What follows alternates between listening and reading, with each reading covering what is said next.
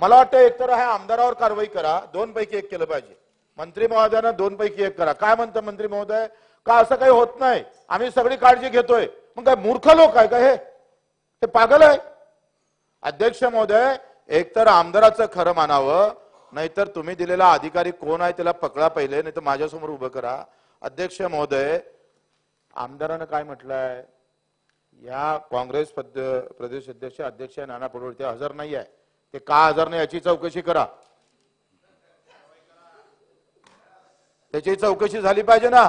एवढ्या महत्वाचा त्यांनी लक्षवेधी इथं सभागृहाचा वेळ घेतला.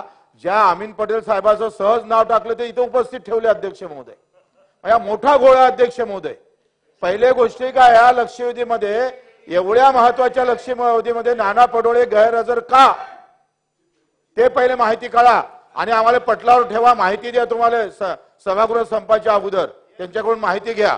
आणि अध्यक्ष महोदय, मला वाटतं मंत्री महोदय जे आता सांगतय का ते बरोबर आहे, तसं काही नाही आहे.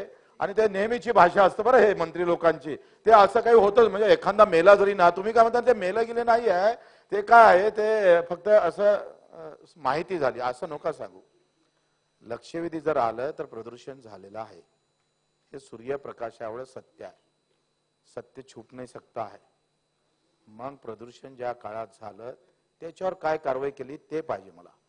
दोन गोष्टी, खोटी आहे का, सदस्यानं खोटी माहिती घेतली आहे का ते तरी सांगावं. खोटी नसन तर तुम्ही उपाययोजना केल्या तो नंतरचा भाग आहे. पण प्रदूषण झालं ना अध्यक्ष महोदय, त्याच्यावर काय, कारण हे सगळे बडे लोक आहे, करोडो रुपयाचे विषय अध्यक्ष महोदय.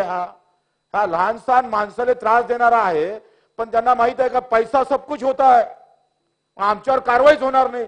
या सभागृहात जर कारवाई होत नसेल तर सभागृहाला पाहण्याचा दृष्टिकोन बदलेल अध्यक्ष महोदय. जनसामान्य माणसांचा आज कारवाई झाली पाहिजे. ज्या काळात प्रदूषण झालं, ज्याच्यामुळे आमच्या जनसामान्याचं जीवन उद्ध्वस्त होत आहे, त्या संदर्भात तुम्ही आम्हाला सांगा. मंत्री